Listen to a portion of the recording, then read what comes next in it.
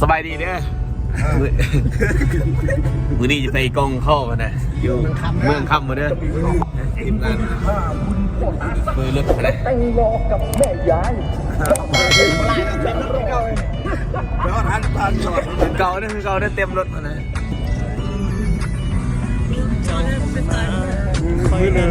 ไปเบียร์นะเมาค้างตลอดนั่นแหละวันนี้บอก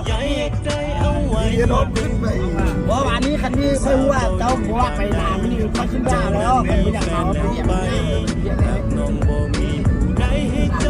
ไม่มา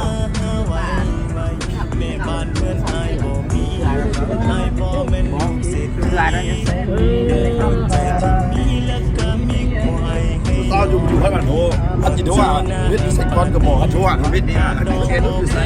กำลังกินเลยเนี่ยบอลยังไงต่อขนาด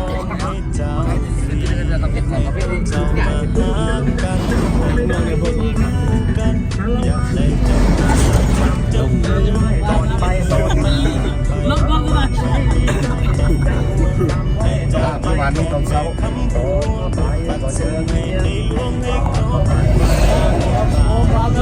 จะมีแค่น้องอยู่กันเลยแล้วตัวว่าอยู่เบียงก่อนมันสิขวดเนี่ยมันยิงโกงกันเลยมันสิขวดขวดมันอยู่ในถามว่าเราอยู่กันเลยถามว่านั้นว่าอยากกินทหารบุญกันเลยเป็นไปได้ไหมใครคลิปอยู่เป็นอะไรตัดต่อลงยูทูบของอาบน้ำหรือว่า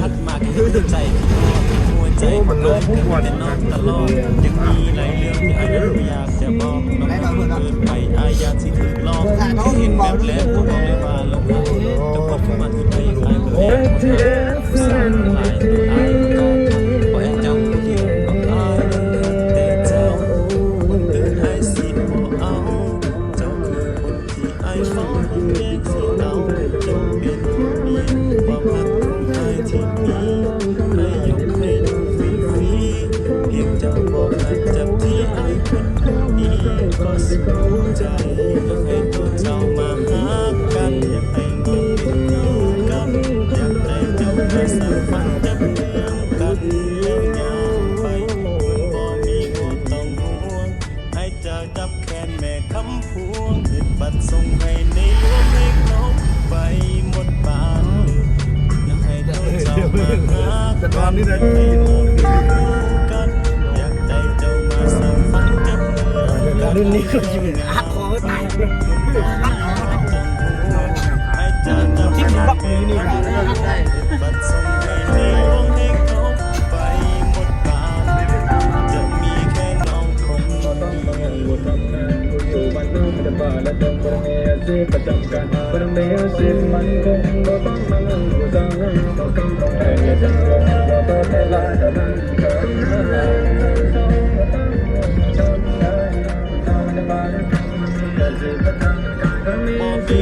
อันนี้บ้างอย่างสลัดน้ำมีมันถ่ายรูปกันหมดเลยสั้น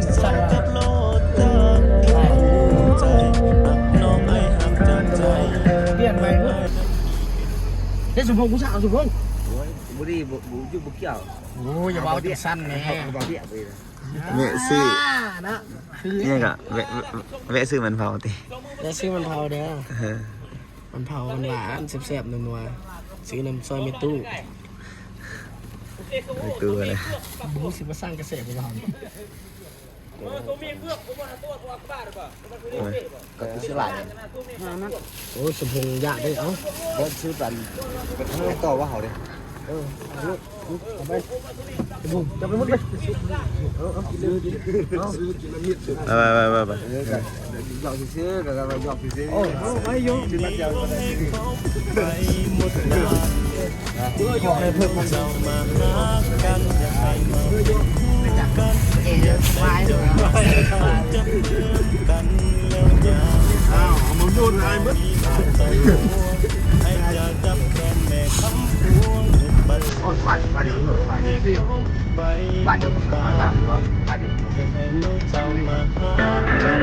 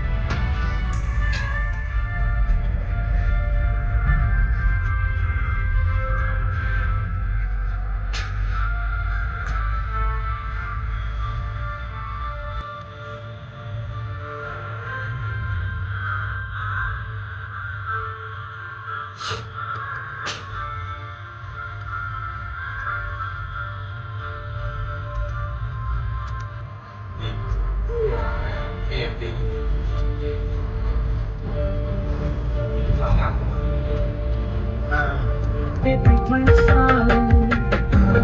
ตอนที่เขาสองคนเคยหากันตอนขี่รถไกลไปก็เจอแต่ว่าเขาเคยยืนมองหน้ามันเป็นแต่ความทรงจำที่เกิดจากการกระทำที่ว่าอาจยกโทษให้ได้ Baby I'm sorry excuse me I apologize ให้โอกาสอีกครั้งขอโทษคือสิ่งเดียวที่ให้เล่นได้สิ่งที่เคยเฮ็ดลงไปนั้นมันผิดก็เฮ็ดลงไปก็ย้อนว่าเคยบ่ได้คิด เราสองคนมีความฝันที่ประสานเรานั้นมีแต่สัญญา เราแค่รักกันทำให้เขามีพลังให้เราเดินด้วยกันทำให้เขาได้สู่ฝันที่ยิ่งใหญ่ขอให้มีกันเธอที่เรา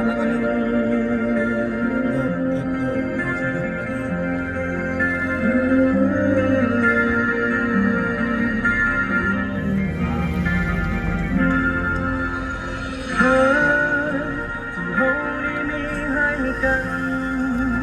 มันเป็นเรื่องฝันที่ยิ่งใหญ่ที่บ่มีคำอธิบายบ่มีคำบรรยายทั้งบางคำมันจะล้มจะอาจจะท้อทั้งบางคำเรานั้นอาจจะบ่เข้าใจกันแต่เรารู้ว่าเรารักกันจะบ่ทำให้ความผูกพันที่เรานั้นมีถึงที่กลับเลือนหายไปคนแย่กันต่อ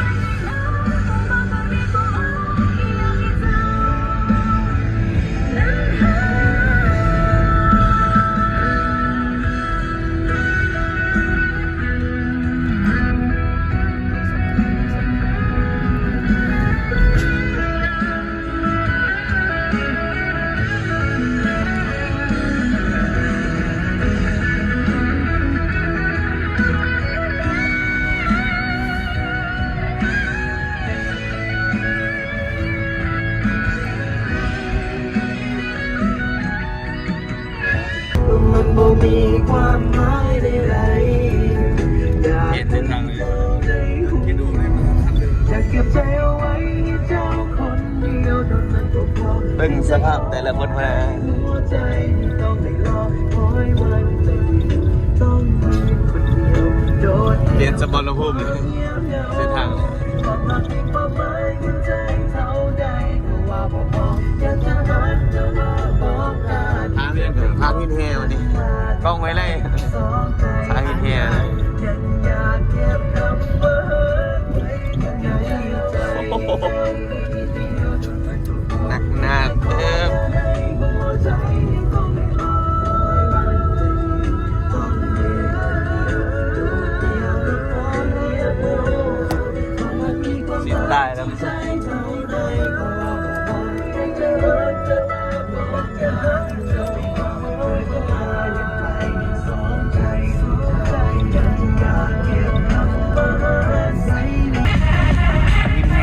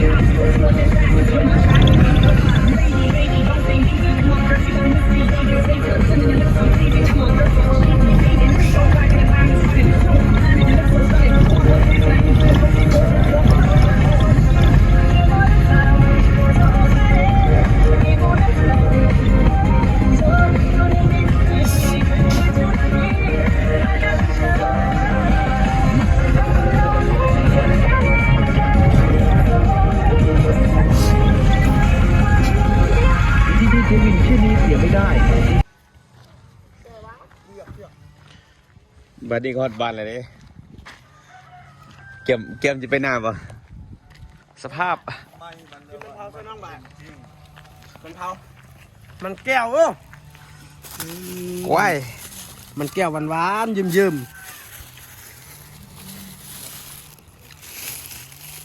ใส่ยาก็เสร็จแล้วมั้ง เครื่องสิงคือเปล่าครับ ๆเครื่อง เครื่องก็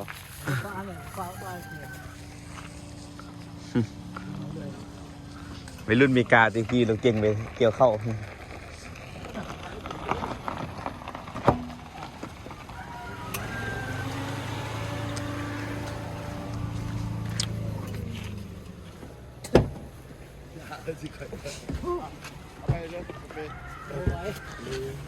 นเก็บไปนะเด้อทูน่า คือมือมันต้องกินเองเราน่ะ ลำโพงอีก หมกเลยอีกแล้ว กูดูมาแล้วบัก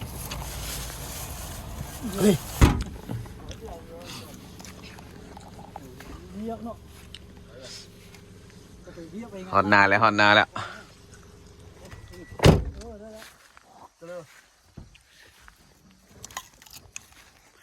อะไรขึ้นรถไปต่ออีกไปเกี่ยวมาเกี่ยวเข้าในอยตี รีวิวมักกะทันทำโคตรหวานเลยข่าวใส่มะเร็งลูก โอ้ธรรมศาสตร์บ่นี่ เป็นลูกเก็บเลยเนาะเอาไปเป็นเปาลูกมะเร็ง เครื่องเบียงมันอยู่เหรอ บอกว่าอยากกินเหล้ากินหลายแล้วมันจะขี้แล้วมันกินรับตาย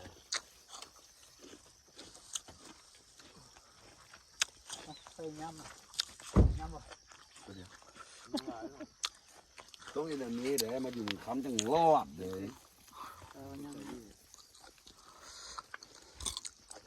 เฮียข้างหน้า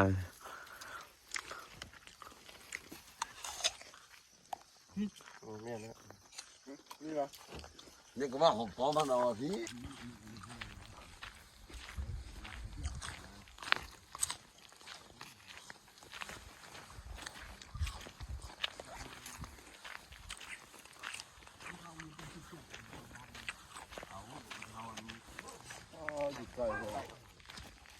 พ่อไอ้เรื่องเนาะเมื่อการจะมือกัน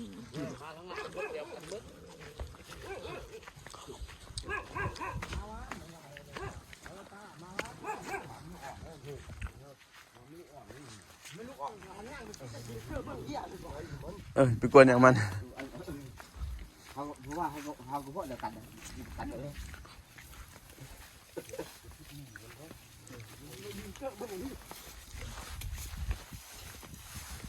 แล้วเข้ามาเทวดาบอกเกี่ยวนะยินบ่มันรู้ความอีก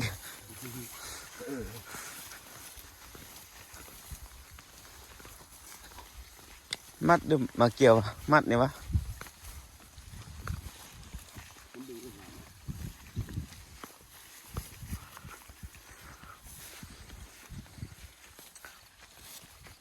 ว้าวฮอตหน้าแล้ว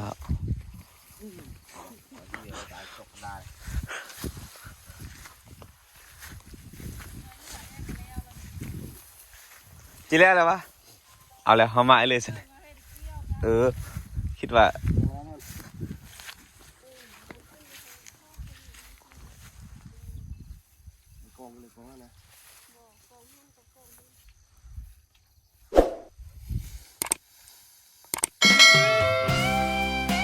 ก็ลืมเอา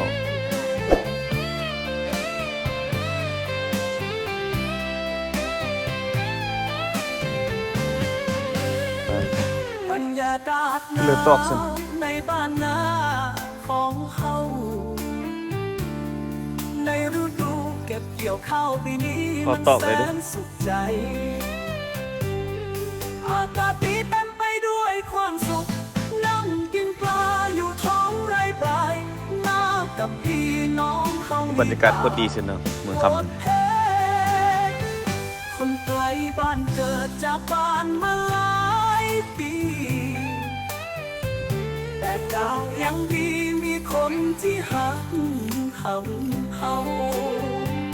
กับใจที่เต็มไปด้วยฝันและความหวังดี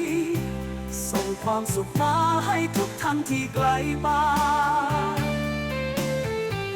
อากาศเย็นฝันเห็นพ่อแม่พี่น้อง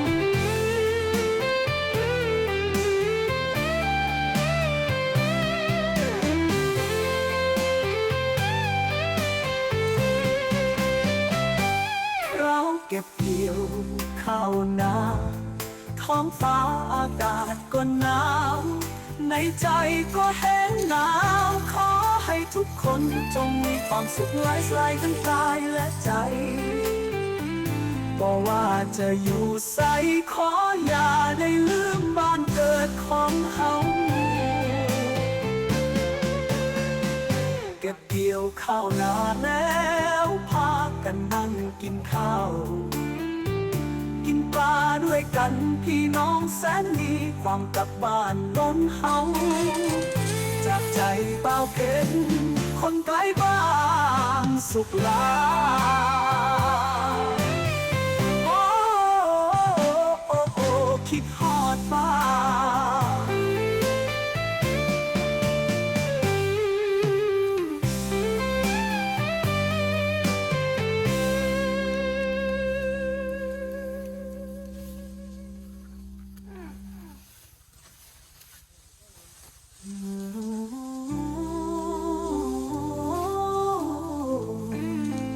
คิดฮอ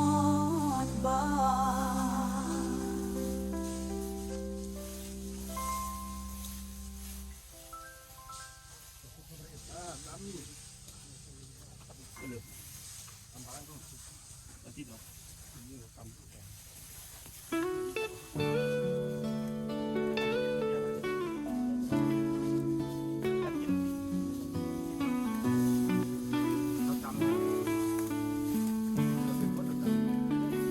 บรรยากาศหนาว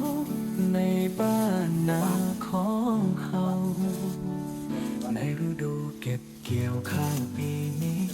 มันแสนสุขใจอากาศดีเต็มไปด้วยความสุขนั่งกินปลาอยู่ท้องไร่ปลายหน้ากับพี่น้องเฮานี้บ่าวเพชรคนไกลบ้านเกิดจากบ้านมาหลายปีแต่ก็ยังดีมีคนที่ฮักเฮากับใจที่เต็มไปด้วยฝันและความหวังดีส่งความสุขมาให้ทุกท่านที่ไกลบ้านอากาศเย็นเย็นฝันเห็นพ่อแม่พี่น้องแล้วเก็บเกี่ยวข้าวนาท้องฟ้าอากาศก็หนาวในใจก็แห้งหนาวขอให้ทุกคนจงมีความสุขและสลายทั้งกายและใจบอกว่าจะอยู่ใสขออย่าได้ลืมบ้านเกิดของเฮามันจะได้ลำโพงนี่ก็เนี่ยมันรู้ว่าเต้นแล้วนะจับแม่หิ้วแม่ ผ่อนพักผ่อน หิ้วแม่เปิดเพลงมันเต้นแล้ว พักเที่ยงตีนี่ รู้จัก อย่าฟ้าทอนอย่าฟ้าสัญญาณดีเบื้องพ่อ อากาศกดหอน เต้นมัน อาจารย์ทอนถ่ายคลิปให้เลยนุ๊กถ่ายรถ ตอนนี้ย่างมันต้นเป็นดีป่ะ มากินข้าวอะไรนี่ เสียงพอดีนะที่เพลงแห้งใช่ป่ะอยากมากิ้วนะนั่งอย่างเดียวอยู่นี่อยากนั่งแค่เดียวลูกไปยกเลยต้องมีแดนหรือไม่ต้อง อ้าวมันไม่เพชร อย่ามาลง YouTube ด้วยเลยไม่เป็นไรละ มึงน่าคนรอเลย ตามช่องยูทูบเป็นซีเอลเกล ได้แล้ว เราตั้งเรา ยูทูบมือ ก้อยอยู่มีเอาลุงอยู่เทื่อ อย่าบอกอะไรดึงตัวเสื้อได้บ้าง ว้า เอาลงไหมครับผมมีแหลตาจะลบแบบแหลตาออก เบื่อหน้าดิ เขาจะจื้อซื้อคำเพชรพะนะเฮียคือแหลตา ยังมากินรถกี่ปางเรียก แบ่งมันก่อน บอกรักเธอเนี่ยเขาไปกินหรอก โอ้มาสุดพูดมาเลย ใครจะมีเป่าสมังฮองของหลังรู้สึกว่าเหมือนไปหมดพื้นเลย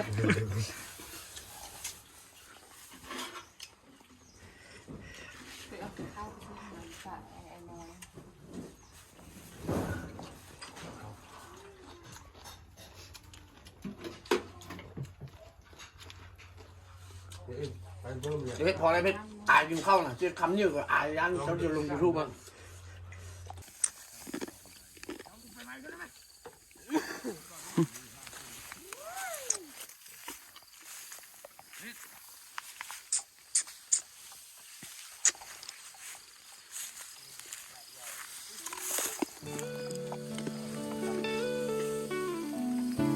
เล็กเลยแม่ชู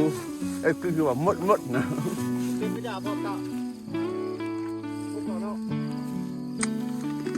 บรรยากาศหนาวในบ้านนาของเฮาในฤดูเก็บเกี่ยวข้าวปีนี้มันแสนสุขใจอากาศดีเต็มไปด้วยความสุขนั่งกินปลาอยู่ท้องไร่ปลายหน้ากับพี่น้องเฮานี้บ่าวเพคนไกลบ้านเกิดจากบ้านมาหลายปีแต่ก็ยังดีมีคนที่ฮักเฮาจับใจที่เต็มไปด้วยฝันและความหวังดีส่งความสุขมาให้ทุกท่านที่ไกลบ้านอากาศเย็นเย็นฝันเห็นพ่อแม่พี่น้องคราวเก็บเกี่ยวข้าวนาท้องฟ้าอากาศก็หนาวในใจก็แห้งหนาวขอให้ทุกคนจงมีความสุขและสลายทั้งกายและใจบอกว่าจะอยู่ไสขออย่าได้ลืมบ้านเกิดของเฮาเก็บเกี่ยวข้าวนาแล้วพากันนั่งกินข้าวกระบะมาจุดสิ้นเขาทอดจะบ่าวจะสาวไป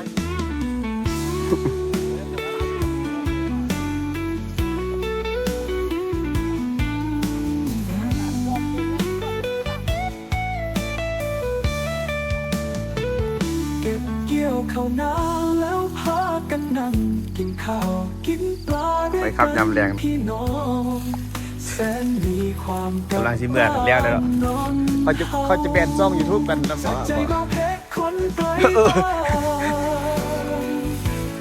พ่ออากาศคนดีเมืองคำเนี่ยเอาเมื่อ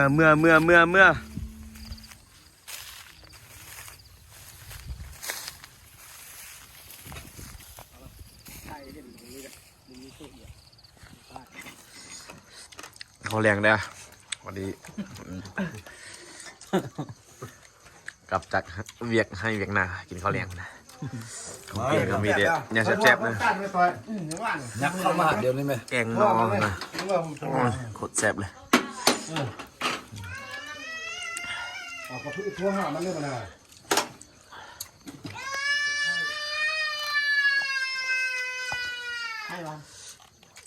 อันนี้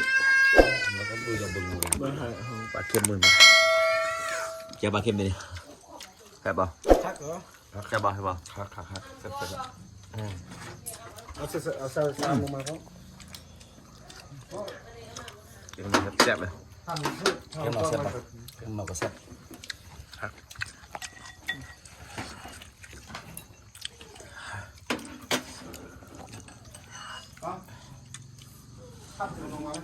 ได้ไหมมีหน้ามีตาเขากล้องบ่จะผับจะคล้องเลยซับยังบ่มียำจับอีกเห็นมันอยู่แล้วรุ่นเป็นยูทูบเบอร์ท่าตัวเองสำนักอะไรแบบนี้มันเป็นไหนเรื่องเขาเรื่องอีกให้หนูแซ่บมาเขากินแซ่บแต่ว่าอันนั้นคนกินเนี่ยนะคือยังบ่แซ่บเข้ามันนะแล้วนี่แซ่บเข้าแล้วป่ะมื้อนี้แซ่บหรือวะแซ่บเข้าเลยแซ่บปั้นเลยแซ่บมาแซ่บกันอันนี้เอาเป็นมาทักทุกโอ้โอ้ยเนาะลุ้นโคตร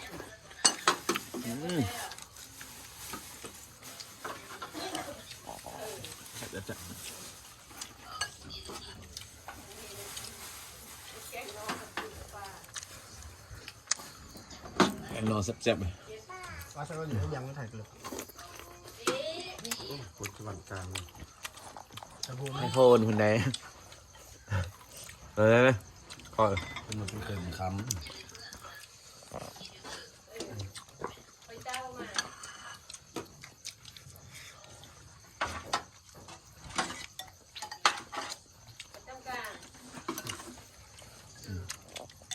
จะก็ล่างลายดิ กินเด้อเดี๋ยวข้าวมือได้ซ่องให้ บุมีเลยกิน ไอ้ยุบเด้ เป็นเพราะเขาบุมีเลยกินนี่ ข้าวมือได้ข้าวซองหูกินได้กินบ้าเลย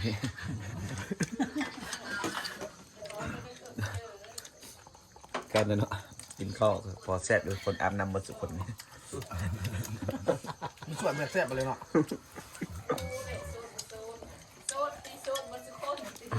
ถ้าใครแหละ รักกันแม่วันนี้พี่น้องไปก็มาเอาเดี๋ยวนี้ เอาหลายเพราะว่าร้านที่ ฝากเด้ย บอกเงิน